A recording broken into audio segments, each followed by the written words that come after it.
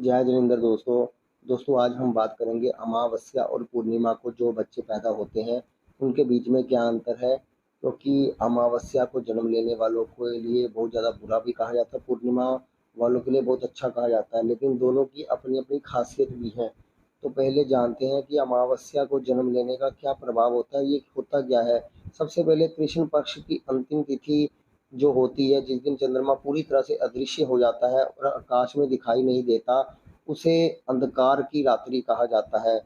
वैसे अमावस्या के जो दिन होते हैं इसमें पितृदेव पूर्वजों की तिथि माना जाता है। इस दिन पितरों का तर्पण, श्राद्ध, पूजा करने का विशेष महत्व होता है।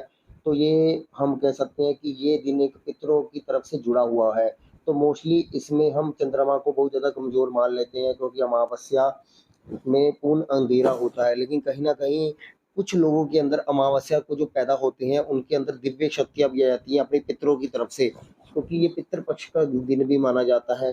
तो पितरों की ब्लेसिंग ऐसे लोगों को बहुत ज़्यादा कई बार मिल जाती है और उनके जीवन में ड्रास्टिक चेंज हो जाता है।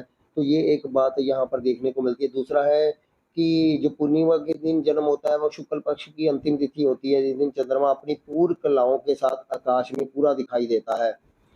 तो इसे शुद्धता, शांति, सकारात्मक ऊर्जा से जुड़ा हुआ दिन माना जाता है। चंद्रमा पूर्ण रूप से प्रकाशित रहता है, तो इसकी जो ऊर्जा है वो बहुत लंबे समय तक बनी रहती है। ऐसे के लिए मानसिक शांति और ध्यान के लिए ये दिन सर्वश्रेष्ठ होता है। तो वैसे जिनका चंद्रमा कमजोर होता है हम उनको कहते हैं कि पूर्णिमा का या तो व्रत करो या पूर्णिमा के चांद की रोशनी में बैठो, तो बहुत बहुत बढ़िया रहता है। तो ऐसे में अमावस्या वाले लोगों को पूर्णिमा के दिन वालों का भी सहारा लेना चाहिए। तो इसको एक स्टोरी के माध्यम से समझते हैं कि अमावस्या और पूर्णिमा को आपस में मिक्स करके हम किस प्रकार से जन्म कुंडली के द्वारा हम देखने की कोशिश करें। तो कहानी के माध्यम से हम इसको ऐसे समझते हैं कि मान लीजिए कि एक ही छोटे से गांव में दो बच्चे पैदा होते हैं। एक का नाम रख लेते हैं हम आदित्य, दूसरे का नाम हम रख लेते हैं सौरभ।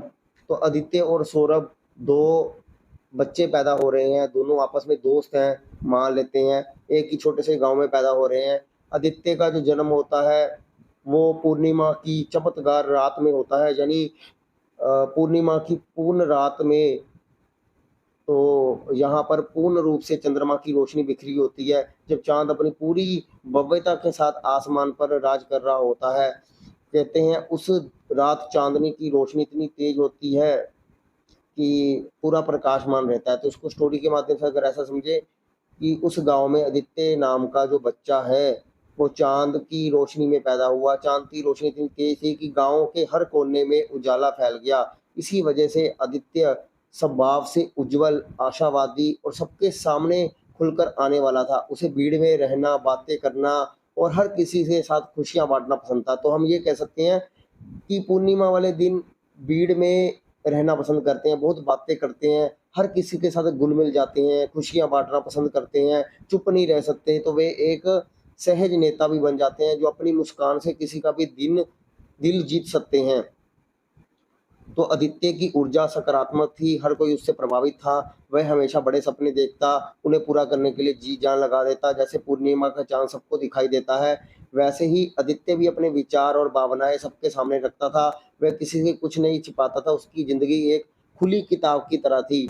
वहीं सौरभ का जन्म अमावस्या की घोर अंधेरी रात में हुआ था, जब आसमान में चांद का नामो निशान तक नहीं था। जिस रात वह पैदा हुआ, कहते हैं गांव में एक अलग ही शांति और गहरा सन्नाटा पसरा हुआ था। शायद यही वजह थी कि सौरभ स्वभाव से ही शांत, विचारशील और थोड़ा रहस्यमय था। तो अमावस्या को जन्म लेने वाले अपने ही अंदर खोए हुए, उनकी इंट्यूशन पावर बहुत तेज होती है, विचार अंदर ही अंदर चलते रहते हैं।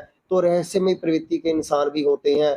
वे भीड़ में गुम रहना पसंद करते हैं, सबके साथ घुलना मिलना पसंद नहीं करते और अपनी दुनिया में खोए रहते हैं। तो सौरभ को भी अकेले बैठना, गहरी बातें सोचना, चीजों को गहराई से समझना पसंद था। सौरभ की सोच बहुत गहरी थी, वह किसी भी समस्या को दूसरे नजरिए से देखने की क्षमता रखता था।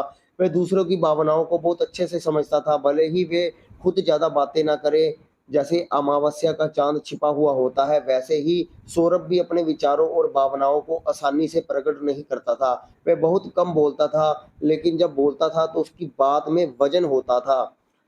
तो गाँव वाले अक्सर आदित्य और सौरभ की तुलना करते थे। जहाँ आदित्य सबकी आँखों का तारा था, वहीं सौरभ को समझना थोड़ा मुश्किल था, लेकिन उसकी दोस्ती किसी अंतर से परे थी। एक दिन, अब इसको कहानी को थोड़ा चेंज कर देते हैं। एक बार गाँव में एक बड़ी मुसीबत आ जाती है।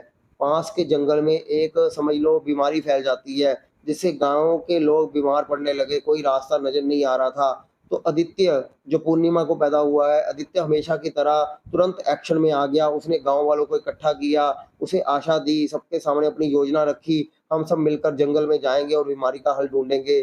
उसकी बात में आत्मविश्वास था, उसकी ऊर्जा से गाँव वाले भी जो ज़्यादा उत्साहित हो गए। लेकिन जो सौरभ था, उसने सबको रोका, उसने शांत आवाज़ में कहा, जल्दबाज़ी मत करो, इस बीमारी को समझने की ज़रूरत है, ना कि उस पर हमला करने की। अंधेरे में जाने से बेहतर है हम पहले प्रकाश का इंतज़ार करें। उसने अपनी आँखों में गहराई से झाँकते हुए बताया, उसने कई रातों तक इस बीमारी के पैटर्न का अध्ययन किया और उसे लगता है कि ये जंगल के एक विशेष पौधे से जुड़ी हुई है, जो केवल अमावस्या की रात को ही अपनी पूरी शक्ति में आता है। गाँव वाले हैरान थे। आदित्य ने भी सौरभ की बात सुनी। उसने सोचा, हमेशा मैं आगे बढ़कर काम करता हूँ, पर सौरभ की गहराई काम आती है। आखिरकार दोनों ने मिलकर काम किया। आदित्य ने अपनी लीडरशिप क्वालिटी का उपयोग करते हुए गाँव वालों को एकजुट किया, उन्हें सही दिशा में मार्गदर्शन किया, जबकि सौरभ ने अपनी गहरी सोच और अपनी अवलोकन क्षमता का प्रयोग करते हुए इस रहस्यमय पौधे को पहचाना और उसका उपचार खोजा। उस अमावस्या की रात को जब चाँद बिल्कुल छुपा हुआ था दोस्तों, सौरभ ने गाँव वालों को सही दिशा दिखाई और सौरभ ने अपनी सकारात्मक ऊर्जा से सबका हौसला बनाए रखा। उसकी मेहनत रंग लाई और बीमारी ठीक हो गई। तो इस कहानी से हम क्या सीखते हैं दोस्तों?